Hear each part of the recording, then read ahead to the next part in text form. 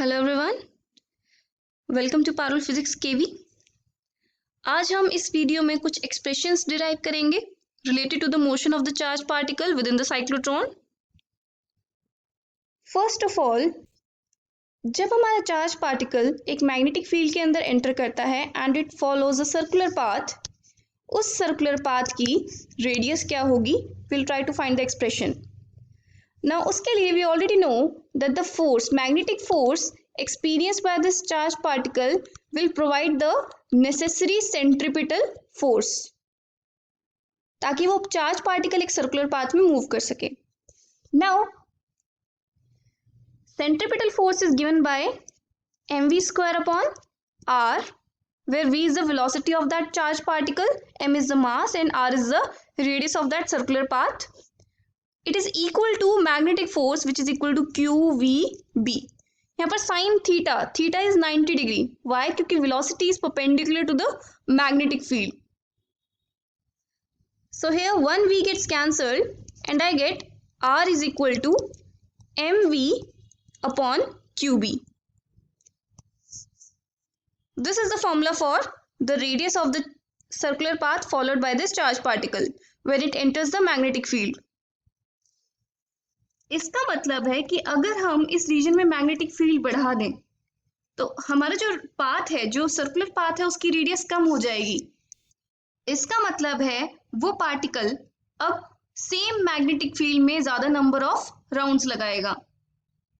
Here is a simulation जिसमें आप देख सकते हैं ये ओरिजिनल सिचुएशन है और इसमें this charge particle has started to accelerate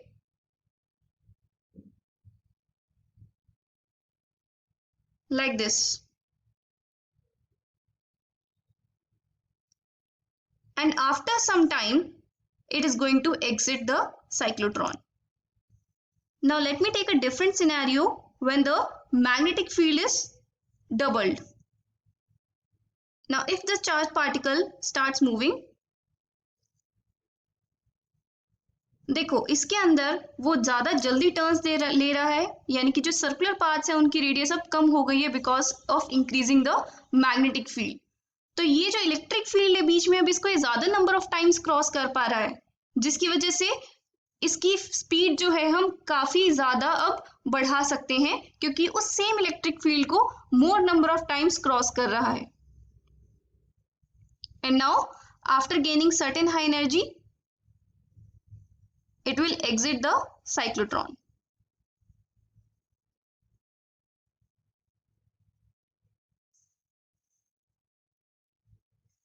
अब हम टाइम पीरियड का एक्सप्रेशन निकालेंगे। इसका मतलब इस चार्ज पार्टिकल को एक राउंड कंप्लीट करने में कितना टाइम लगा। इसके लिए लेट अस सपोज उस चार्ज पार्टिकल को हाफ राउंड कंप्लीट करने में टाइम लगा है t, let us suppose,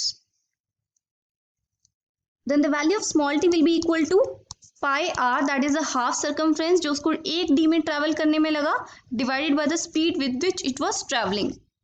Now हम r का एक्सप्रेशन प्रीवियस एक्सप्रेशन से जो हमने डिराइव किया था r is equal to mv upon qb, यहाँ से हम इसमें रखेंगे and I'll get pi mv upon v qb where v gets cancelled and I get pi m upon qb. अब देखो ये जो एक डी से क्रॉस करने में इसको जितना टाइम लगा, इसमें पाई कांस्टेंट है, मास कांस्टेंट है, चार्ज कांस्टेंट है, मैग्नेटिक फील्ड कांस्टेंट है। इसका मतलब this is a constant value, ये रेडियस पे डिपेंड ही नहीं कर रही है। सो इसका मतलब चार्ज को हर बार सेमी सर्कुलर पाथ ट्रेवल करने में सेम टाइम लगेगा टी, क्योंकि वो एक कांस्टेंट वैल्यू है। तो for completing one circle it is taking time period of small t plus small t, that is 2 times small t. So the expression of time period is 2 pi m upon qb. This is the time taken by the charged particle to complete one circle. Now this is the constant value 2 pi m upon qb, सारे के सारे इसमें constants हैं. Now you can see in this expression that v is equal to pi r upon t. ये जब constant है, the charge particle is always taking the same time, और हमें पता है कि विद टाइम रेडियस बढ़ रही है, तो इसका मतलब the velocity is also increasing and that is what is happening. ये चार्ज पार्टिकल है, इलेक्ट्रिक फील्ड इसको एक्सेलरेट कर रही है और इसकी वेलोसिटी बढ़ती जा रही है, इसका मतलब इसकी काइनेटिक एनर्जी बढ़ती जा रही है, that's why it is an accelerator. Now let's find the third quantity, that is the maximum kinetic energy attained by this charged particle. इस डायग्राम में आप देख सकते हैं कि मैक्सिमम काइनेटिक एनर्जी कब होगी इस पार्टिकल की, जब वो आखिरी बार अपना सर्कुलर पाथ ट्रेवल कर रहा होगा जस्ट बिफोर एग्जिटिंग। तो उस केस में the radius of this circular path will almost be equal to the radius of the dees which is capital R. So in this particular case we can write m Vmax square upon r is equal to q Vmax times the magnetic field B. Now this one Vmax gets cancelled and I'll get the expression for maximum velocity attained by this particle, that is qBr upon m. Now what will be the expression for its kinetic energy? The maximum kinetic energy attained by this particle will be half Vmax square, which is equal to half m q square b square r square upon m square.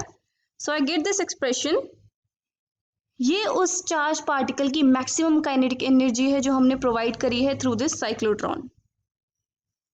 Now let me find the expression for the frequency of cyclotron. अगर हमारे पास एक given mass और charge का charge particle दे रखा है और हमें पता है इस रीजन में हमने इतनी मैग्नेटिक फील्ड सेटअप कर रखी है, तो हमारी HF ऑसिलेटर की फ्रीक्वेंसी कितनी होनी चाहिए? See we know frequency is equal to reciprocal of time period and we have already derived the expression for time period as 2 pi m upon qb. So we get the expression for frequency from here, qb upon 2 pi m. This should be the value of frequency of HF oscillator as well. Why? Previous video में मैंने इसकी working समझाते हुए बताया था कि जो charge particle है जैसे ही वो एक डी में एंटर करके उससे बाहर आता है, the polarity of dees should change, otherwise वो इसी डी के अंदर घूमता रहेगा और हमारा जो पार्टिकल प्रॉपर्ली एक्सेलरेट नहीं हो पाएगा। जैसे ही यहाँ पर पोलैरिटी चेंज होगी वो इस डी में एंटर करेगा, again we want the polarity to change. तो अगर जो इस पार्टिकल की फ्रीक्वेंसी है उसी फ्रीक्वेंसी से ये हमारा HF ऑसिलेटर ऑसिलेट नहीं करेगा, तो हमारा पार्टिकल इस साइक्लोट्रॉन के साथ सिंक में मूव नहीं करेगा, और अगर दोनों के बीच में सिंक्रोनाइजेशन नहीं होगा then we won't be able to accelerate the particle properly. Now let's derive the final expression, that is angular frequency of cyclotron. We know omega is equal to 2 pi nu. And frequency we have already derived the expression for this. It's qb upon 2 by m. So I'll write it over here, 2 pi qb upon 2 pi m, and the 2 pi gets cancelled and I get qb upon m. This is the angular frequency. Omega is equal to qb upon m. Cyclotron की भी कुछ limitations हैं, so now let's discuss those limitations. इससे हम अनचार्ज particle को accelerate नहीं कर सकते। रिमेंबर हमारी बेसिक चीज क्या थी कि दो फोर्सेस एक दूसरे को बैलेंस कर रही थी। जब अनचार्ज पार्टिकल होगा उसके ऊपर ना इलेक्ट्रिक फोर्स लगेगी ना मैग्नेटिक फोर्स लगेगी, so we can not accelerate those uncharge particles through this cyclotron. The second most important limitation is it can't be used to accelerate electrons. Why? देखो मैं ऐसा इसलिए नहीं कर सकती क्योंकि इलेक्ट्रॉन का मास बहुत कम होता है। Mass of electron is approximately 1/1000 times the mass of proton, जिस वजह से अगर हम देखें V is equal to Q BR upon M, इसका मतलब इतने कम मास की वजह से जो इलेक्ट्रॉन की वेलोसिटी बहुत जल्दी बहुत ट्रेमेंडसली इंक्रीज हो जाती है। So due to the small mass, the speed of electrons increases rapidly. इसलिए हम उसको इस साइक्लोट्रॉन के थ्रू एक्सेलरेट नहीं कर सकते। Now according to Einstein's theory of relativity, mass of the charged particle which is moving with velocity v is not constant. It's equal to m is equal to m naught upon under root of 1 minus v square upon c square. यहाँ पर इसका rest mass है m naught and the mass of that moving particle is m. v is the speed with which the particle is moving.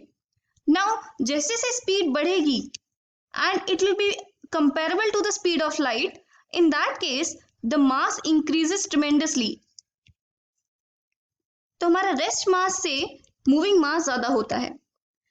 अगर हमारा मास ही very कर रहा है जैसे जैसे वो पार्टिकल मूव कर रहा है, इसका मतलब उस पार्टिकल का टाइम पीरियड भी चेंज हो रहा है, बट हमारे HF ऑसिलेटर की फ्रीक्वेंसी तो कांस्टेंट है.